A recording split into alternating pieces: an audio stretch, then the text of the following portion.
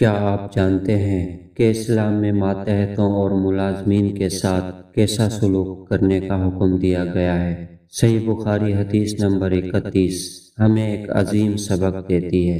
ایک بار صحابی رسول حضرت ابو ذر رضی اللہ تعالی عنہ نے اپنے غلام کو برا بھلا کہا۔ اللہ کے نبی صلی اللہ علیہ وسلم نے یہ دیکھ کر فرمایا، اے ابو ذر، کیا تم نے اسے اس کی ماں کی غیرت دلائی؟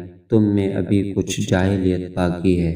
آپ صلی اللہ علیہ وسلم نے 3 سنہری اصول بیان فرمائے۔ یہ تمہارے بھائی ہیں، جو خود کھاؤ وہی انہیں کھلاؤ، جو خود پہنو وہی انہیں پہناؤ، ان پر بوجھ نہ ڈالو، اور اگر کام زیادہ ہو تو خود ان کی مدد کرو۔ آج ہم اپنے گھروں یا دفاتر میں کام کرنے والوں کو حقیر سمجھتے ہیں۔ یاد رکھیں، کسی کا ماتحت ہونا اسے کمتر نہیں بناتا، عزت دینا ہی اصل شرافت ہے۔ آئیے آج سے اپنے ماتحتوں کو اپنا بھائی سمجھ کر ان کا خیال رکھیں۔ صحیح بخاری حدیث نمبر 31۔